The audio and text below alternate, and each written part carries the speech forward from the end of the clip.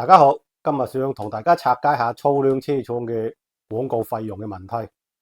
點解會做呢一期節目呢？就因為我喺網上睇到有一個網友，佢統計咗2025年一季度所有車廠嘅銷售費用佔一個收入嘅比例，其他數目都冇乜問題，唯一一個有問題嘅咧就係個粗量車廠啦。因為網友佢揾唔到專門用嚟推銷車嘅嗰個銷售費用。佢只能夠揾到佢成個集團嘅銷售費用，然後我就會揾到另一份表，呢份表亦都係另一個網友做嘅，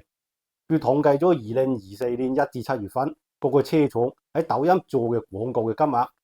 佢嘅呢個統計上面反映粗量車廠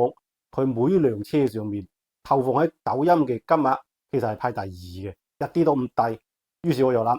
可唔可以揾到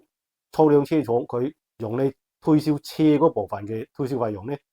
要計出佢車嗰部分嘅銷售費用，就應該將佢坐車咗之後嘅成年嘅銷售費用減去佢坐車之前嘅銷售費用。佢應該係2021年3月份左右坐車嘅，所以3月份咧就唔係一個完整嘅坐車嘅年度，所以我哋揀咗個2022年呢個財政年度，將2022年嘅整個財政年度嘅銷售費用減去佢2020年嘅銷售費用，因為佢2022年同埋2020年。佢嘅其他業務其實收入係變化咁大嘅，所以可以大致認為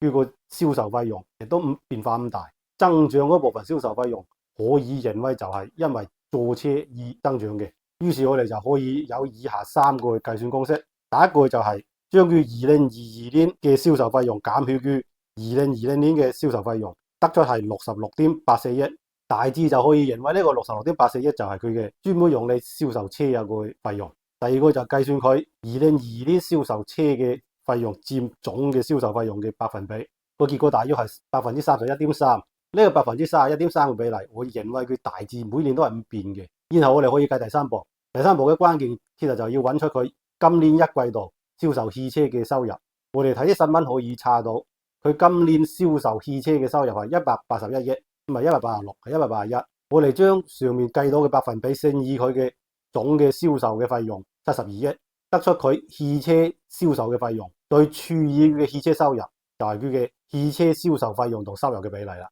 最終結果就係12.4%。我哋睇翻第一份表，從份表裏面我哋可以睇得到銷售費用同收入比最高嘅就係某內，第二嘅就某某 C， 第三嘅就係粗量啦。所以粗量佢其實用喺銷售用嘅費用係一啲都唔少嘅，即係話你如果買一部20萬左右嘅粗量車，可能有25,000蚊左右係用喺做廣告、請水軍、出事之後冚部劃標，甚至係法務同你周算嘅呢啲費用上面。然後第二個，我喺查呢啲資料嘅時候，順便睇睇佢公司嘅公開信息，會發現佢由上市到依家時，佢係配咗2次股。第一次配股就係2020年嘅12月份，配咗10億嘅股份。然後到今年嘅3月份配咗8億股，佢第一次配股，佢話佢嘅目的係為咗整車，佢嘅股價配咗股之後衝高，跟住又一路回落，之後就一路喺低位咁橫行，到今年嘅配股，股價一樣係衝高，然後一路回落震動到而家時，令人好難理解嘅就係佢2次配股，佢賬上嘅現金都有幾百億，佢係根本唔需要配呢啲股票嚟集呢啲資金嘅，再加上佢咁多年嚟從來未分過紅。只係不斷咁去抽水，由此可見佢呢間公司係唔會顧及股東嘅利益嘅。參照佢上一次配股嘅走勢，佢呢一次配股好有可能亦都係一次衝高，然後就長期下跌、長期沉底嗰種走勢。參與配股嘅人喺衝高嘅過程，基本上會走得七七八八嘅啦。然後剩翻嗰啲就係為咗情懷或者信念嚟到支持佢嘅投資者，就等於買咗佢嘅車嘅車主。當佢嘅車有啲質量問題之後，等於就係佢要為佢嘅情懷付出一定嘅代價。今日講到呢度，多謝。